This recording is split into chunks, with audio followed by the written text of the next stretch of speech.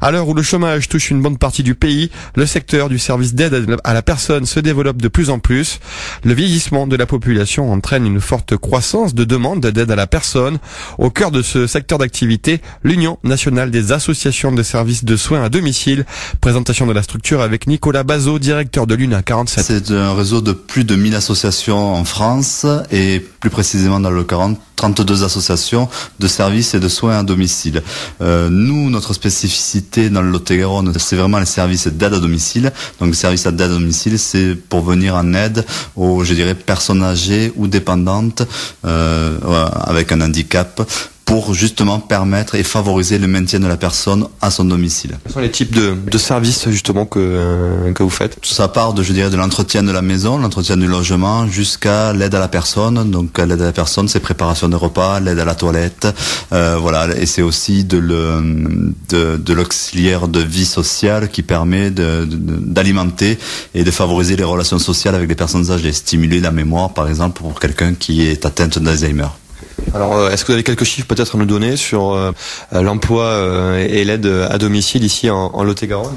Alors, notre réseau représente 1600 salariés, donc sur tout le département, ce qui fait de nous un des plus gros employeurs du département. À peu près 1000 équivalents temps plein, 1 600 000 heures effectuées sur tout le Lot-et-Garonne auprès de personnes souvent âgées ou dépendantes. Alors, si le secteur de l'aide à domicile représente un réservoir important de création d'emplois, il est encore peu soutenu financièrement par l'État.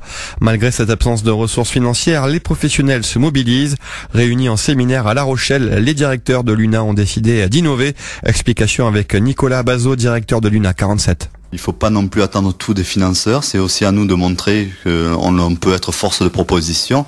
Donc le séminaire des directeurs de La Rochelle à l'UNA nous a confortés dans nos décisions sur le Lot-et-Garonne, et nous évoluons depuis quelque temps et nous essayons de diversifier nos activités. Il y en a quelques-unes que je vais citer. Nous sommes aujourd'hui partie prenante de la réforme des rythmes scolaires.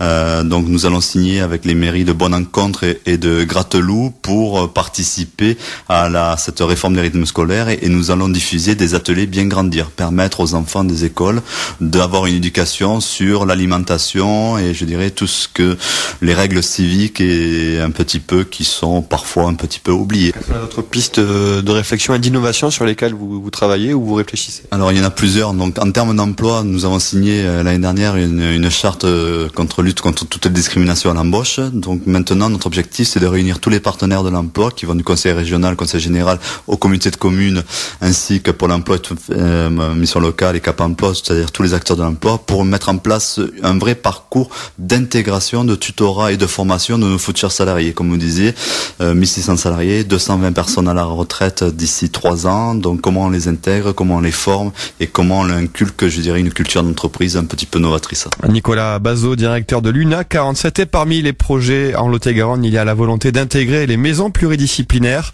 Au-delà du service à domicile, ce secteur d'activité permet aussi de créer ou de maintenir du lien social avec des personnes âgées souvent esseulées.